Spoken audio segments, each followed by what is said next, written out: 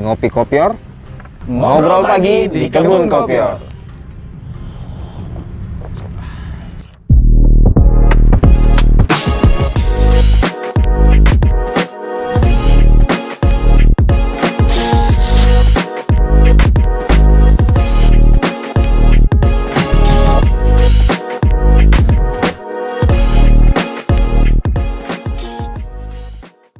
Ya, sahabat PPKS dan sahabat Kopior dimanapun Anda berada, jumpa lagi di Ngopi Kopior episode kedua. Masih bersama saya, Siswanto Adi Prasetyo. Dan sekarang kita masih kedatangan dua narasumber yang kemarin-kemarin sudah sempat bahas apa sih Kopior. Kita kedatangan lagi, ada Kang Deden Dewantara Iris dan Mas Ciptadi Ahmad Yusuf. Selamat datang. Selamat datang. Ketemu lagi kita nih. Kita ngopi pagi lagi di kebun Kopior kita tercinta ya. Dengan suasana yang tentunya enak banget. Kang Deden, Mas Cip, kemarin itu sempat ramai dibahas di beberapa kolom komentar di sosmed-sosmed di PPKS dan Kopior Bogor tuh. Ini yang jadi bahan pergunjingan, yang jadi bahan obrolan di mana-mana. Ini nih, bibit kelapa Kopior kultur jaringan milik PPKS Unit Bogor. Nah, bibit ini nih ternyata memunculkan banyak diskusi, pertanyaan, dan obrolan di jagat maya. Salah satu yang paling pertama muncul adalah, loh emang Kopior ada bibitnya? Ada ya? Ini gimana nih menjawabnya nih Kang Deden, Mas Cip? Silakan Kang Deden. Tadi jagat maya, maya siapa? Maya Sinta itu salah satu peneliti kita ya. Ini. Ternyata Kopior itu bisa ada bibitnya ya? Oh iya, betul. Jadi kenapa kemudian disebut sebagai bibit Kopior kultur jaringan? Nah, ini lebih advance lagi tingkatannya daripada bibit yang kita peroleh dari petani-petani lokal atau penangkar-penangkar lokal yang biasanya merupakan bibit konvensional. Jadi kalau untuk bibit kultur jaringan ini memang dibuat dengan teknik-teknik khusus ya, Mas Cip ya. Kita lakukan di laboratorium. Nah, sebenarnya kalau yang di pasaran tuh, yang saya juga sempat lihat di internet tuh ya, bibit Kopior tuh kan ada kitrinya, ada tunasnya kayak lambang pramuka gitu. Nah, itu kayaknya itu tuh bibit Kopior apa tuh, Kang? Kalau yang ada kayak lambang pramuka yang ada kitrinya? Itu yang konvensional. Oh, itu konvensional ya. Berarti kalau misalnya yang konvensional itu nantinya bisa menghasilkan Kopior. Kopior memang yang konvensional itu kemungkinan bisa menghasilkan Kopior, namun dengan persentase Kopior yang relatif kecil seperti itu. Nah, Mas Cip, itu kan tadi kalau yang konvensional sudah dijelaskan sama Kang Deden ya. Ternyata yang ada yang kayak logo pramuka itu yang dari konvensional. Nah, kalau secara major bibit kelapa Kopior kultur jaringan ini perbedaannya apa sih? Ya, jadi yang tadi dijelaskan dulu ya, apa namanya, kok Kopior ada bibitnya gitu kan, karena memang mungkin sebagian besar menyangka Kopior itu sebenarnya bukan dari kelapa gitu kan. Sebenarnya kan Kopior itu ya kelapa, sebenarnya kelapa yang memiliki kelainan genetik gitu. Jadi dagingnya lepas lah dari tempurungnya, unik gitu loh. Jadi ada beberapa jenis kelapa unik di dunia ya. Makapuno di Filipina, di Indonesia itu khasnya adalah Kopior gitu. Jadi hanya ada di Indonesia. Nah, perbedaannya bibit kelapa Kopior yang diproduksi secara konvensional dan juga secara kultur jaringan adalah di persentase Kopior yang dihasilkan gitu. Jadi yang dihasilkan oleh teknik kultur jaringan itu memiliki persentase yang 99% gitu ya. Hampir seluruh buahnya itu Kopior. Sedangkan yang konvensional yang tadi yang ada kitrinya, ada batoknya itu berkisar antara 20 sampai 30%, dan itu pun kalau dia membawa sifat Kopiornya. Jadi sudah di persentasenya lebih kecil lagi. Jadi bibit Kopior itu kalau misalkan Kopior asli, Kopior itu tidak bisa ditanam. Kenapa? Karena itu tadi. Jadi karena buahnya itu endospermnya itu lepas. Nah, endosperm itu kan sebenarnya cadangan makanannya. Cadangan makanan untuk embrio itu nanti tumbuh, keluar tunas dan menjadi tanaman kelapa gitu. Nah, ketika dia luruh, lepas, nah dia istilahnya itu nantinya bakalan busuk dan juga tidak bisa digunakan sebagai cadangan makanan. Si embrionya nggak bisa berkembang. Nah, makanya kita selamatkan nih embrionya melalui teknik embryo rescue di lab gitulah. Nah, inilah hasilnya gitu. Jadi kelapa kopior kultur jaringan. Bedanya ya itu tadi. Jadi kalau yang konvensional itu harus membawa dulu sifat genetik, dan kalaupun membawa itu hanya bisa menghasilkan kopior sampai 30% saja. Sedangkan yang ini udah pasti membawa sifat sifat kopiornya, dan juga kelapa kopi yang dihasilkan itu sehingga mencapai 99%. Ya. Itu Presentasi tingkat kopiorannya ya. Itu perbedaan yang mendasarnya di situ.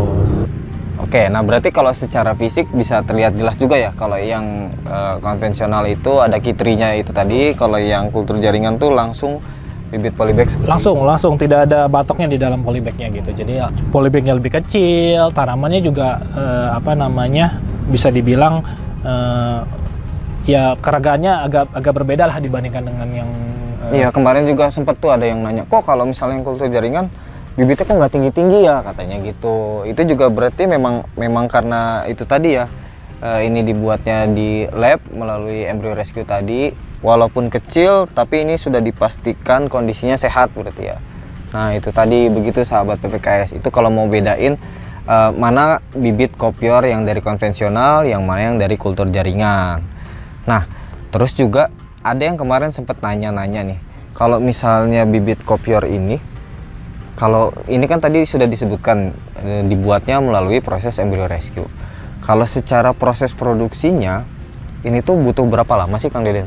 Kalau misalnya dari keseluruhan proses sampai siap salur itu berapa lama sih biasanya?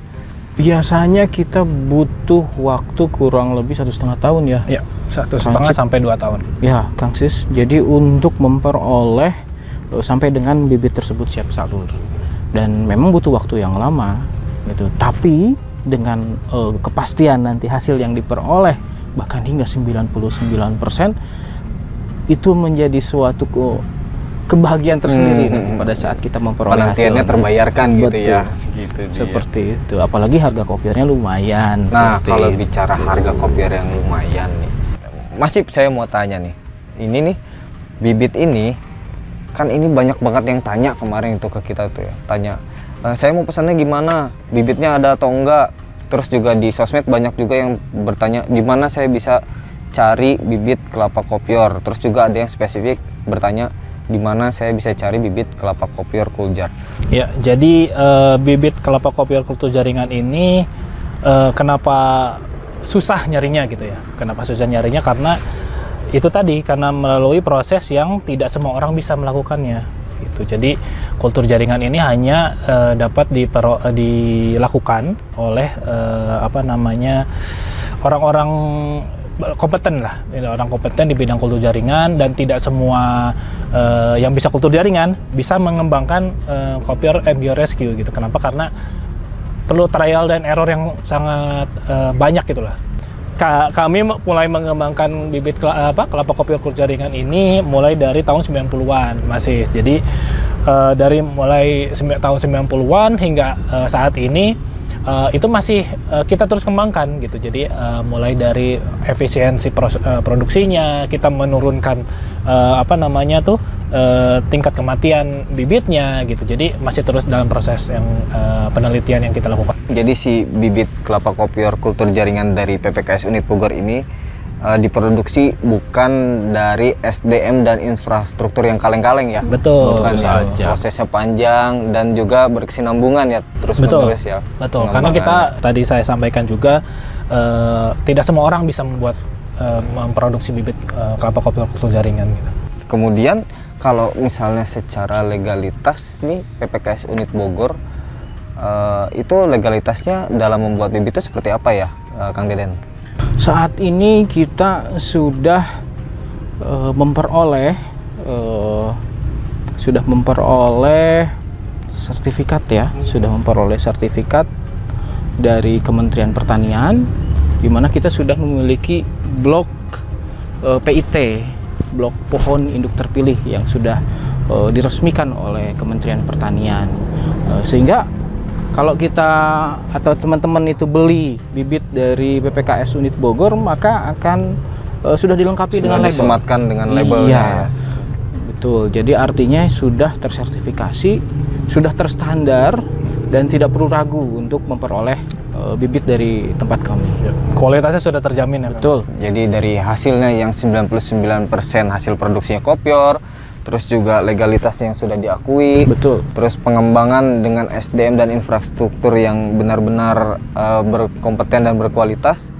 Itulah kenapa bibit ini memiliki value yang tinggi juga ya. Betul. Salah Iya, satu. kemarin juga sempat ada yang nanya beberapa yang oh ini nilainya agak tinggi ya ternyata. Nah sekarang ini udah terjawab. Kenapa? Karena ini adalah salah satu masterpiece Iya. dari PPKS Unit Bogor ya. Itu dia. Jadi udah nggak usah ragu lagi kalau misalnya mau melakukan pemesanan bibit kelapa kopior kultur jaringan. Betul. Dari prosesnya saja sudah membutuhkan waktu yang cukup lama untuk memperoleh nanti hasil yang kita inginkan sebesar-besarnya untuk perolehan keuntungan bagi si pembudidaya seperti itu. Jadi kenapa bibit kopior kultur jaringan yang diproduksi oleh PPKS Unit Bogor ini premium? Itu karena kita di labnya saat produksi kita menggunakan bahan-bahan yang kualitas nomor 1 juga, yang premium juga gitu. Jadi kita menggunakan bahan-bahan yang premium itu semata-mata untuk menghasilkan bibit yang berkualitas tinggi. Jadi agar yang diproduksi oleh PPKS Unit Bogor itu bibit kopior kultur jaringannya itu memiliki kualitas yang bisa dibilang nomor 1. Nah, satu lagi. Nah, bagi teman-teman yang membutuhkan bibit kultur jaringan, kopior kultur jaringan yang berasal dari PPKS Unit Bogor, ketersediaannya sekarang siap. Nah ini juga nih yang kemarin sempat terfikir dan juga memang sudah mencuat pertanyaannya di mana-mana. Kapasitas produksi bibit kelapa kopior kultur jaringan di PPKS Unit Bogor ini sendiri itu berapa banyak sih Kang? Nah, saat ini kapasitas produksi kita dalam 1 tahun itu mencapai 20.000. 20.000 ya? Betul.